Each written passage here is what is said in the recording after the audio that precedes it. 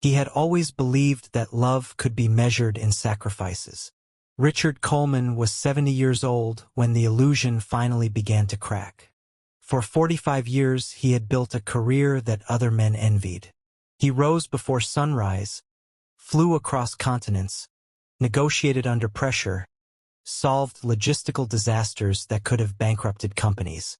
His name was spoken in boardrooms with respect. At home it was spoken less and less. His house stood on a quiet street lined with tall maples. In autumn, the leaves turned deep gold, covering the driveway in a soft carpet. Elena used to love that season. She would decorate the porch with lanterns and pumpkins when Michael was little. Richard rarely noticed.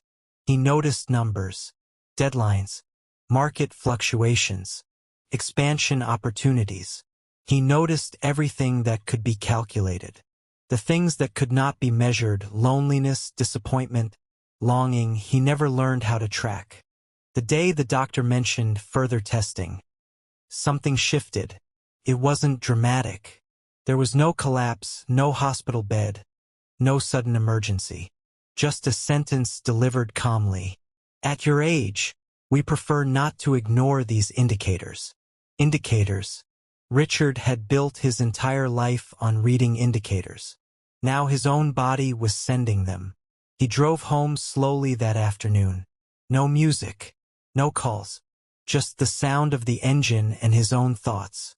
The house greeted him with its usual silence. Elena had moved out 12 years earlier, after a quiet divorce that surprised none of their friends. Michael had been in his late 20s by then, already distant, already accustomed to absence. Richard hung his coat carefully, as he always did. Order mattered, but something inside him felt disordered. In his study, he sat at the heavy oak desk that had once symbolized achievement. On the shelves behind him were awards engraved with his name, photographs of conferences, smiling executives holding champagne glasses. There were family photos too. Michael at 6, missing his front teeth. Michael at 10, holding a small soccer trophy. Michael at 13, serious, already pulling away from the camera. Richard stood up and walked closer to that picture. He tried to remember the day the trophy had been won. He couldn't. He remembered closing a deal in Frankfurt that same year. He remembered the hotel, the handshake, the celebration dinner, but not the game. His eyes drifted toward a wooden box tucked in the corner of the bookshelf. He hadn't opened it in decades. He didn't even know why he kept it. Perhaps because throwing it away would have required looking inside. He took it down slowly. The lid creaked when he opened it. Inside were fragments of another life. A Father's Day card with glitter glue.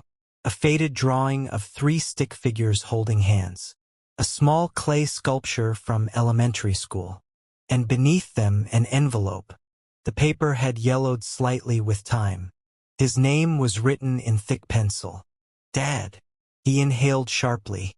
He remembered the day Michael tried to hand him something at the door. I made you something, the boy had said. Richard had glanced at his watch. I'm late, buddy. Put it on my desk. I'll look at it tonight. He had meant it. At least he thought he had. But that night had turned into another late call. Then another flight. Then another week. The envelope had disappeared into this box. Unopened. For 30 years. He sat down slowly, holding it. His mind began building defenses. Maybe it was childish nonsense. Maybe it would make no difference now. Maybe some things are better left untouched. He placed it back into the box. Closed the lid. His hands rested on top of it longer than necessary that evening. He poured himself a drink. Something he rarely did on a weekday. He walked through the house and noticed details he had never truly seen. The indentation on the wall where Michael's height had been marked in pencil. The faint scratch on the dining table from a science project gone wrong. The small crack in the kitchen tile Elena had always wanted to fix. He remembered arguments. Not loud ones. Quiet ones. Elena standing at the sink, speaking without turning around. He waited for you today. I'm doing this for us, Richard would reply. For us? She repeated once, almost to herself. He had believed that future security would compensate for present absence. He had believed children would understand. They do understand. But understanding does not remove hurt. That night, sleep did not come easily. Memories returned in fragments. Michael standing in a soccer uniform, scanning the bleachers. Richard had promised to try. He had not made it. Another memory surfaced, a fever. Michael at 8, burning with temperature. Elena calling Richard while he was in Tokyo. I can't leave, he had said. He asked if you would come home. There had been silence on the line. I'll bring him something special, Richard had said. He always brought something special. Toys, gadgets, expensive gifts that filled shelves. But shelves cannot hug back. At 2:17 a.m. Richard got up. He walked back to the study. The house felt different at night, more honest somehow. He opened the box again. This time he did not hesitate.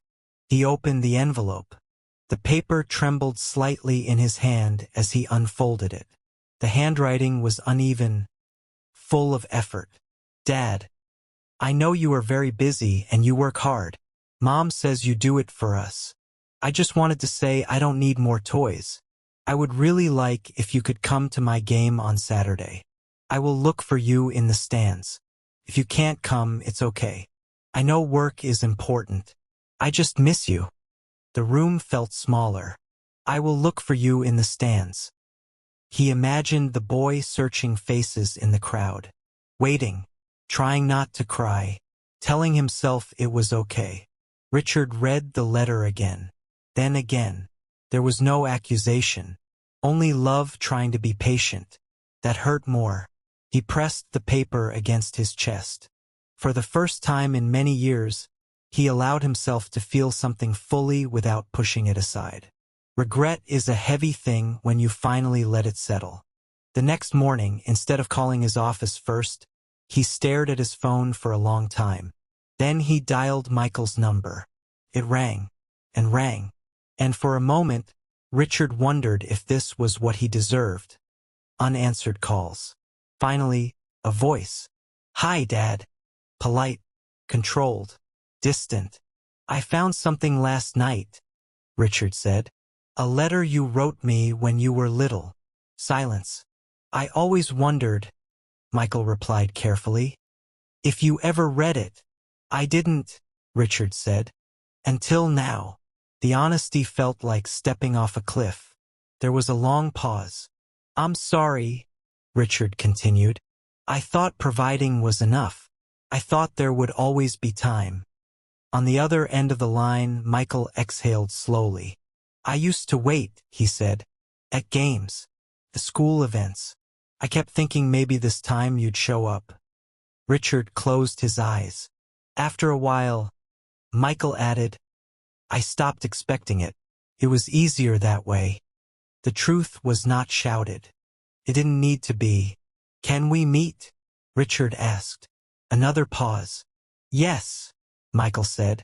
We can. When they met for lunch, something fragile filled the space between them. Michael looked older than Richard remembered.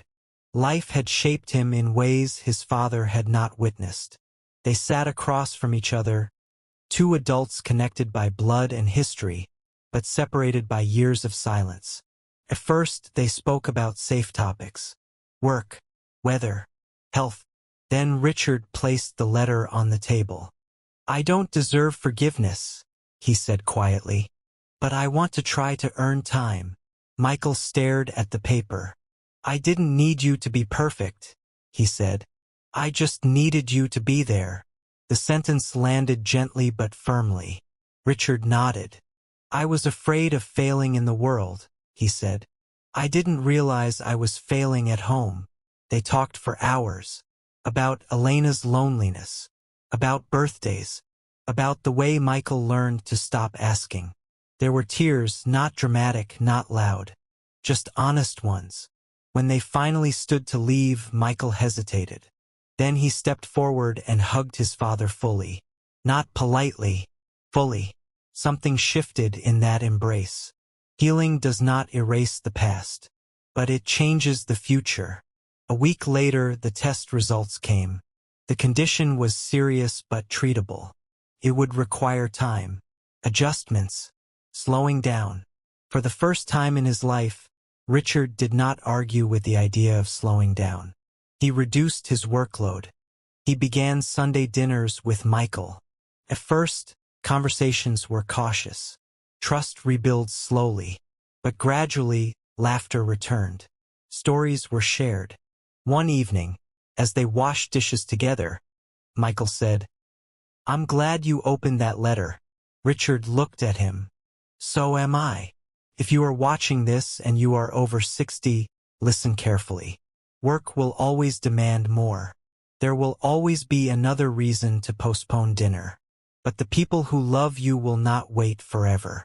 Children grow up. Spouses grow tired. Silence grows thicker. If there is someone you need to call, call them. If there is something you need to say, say it.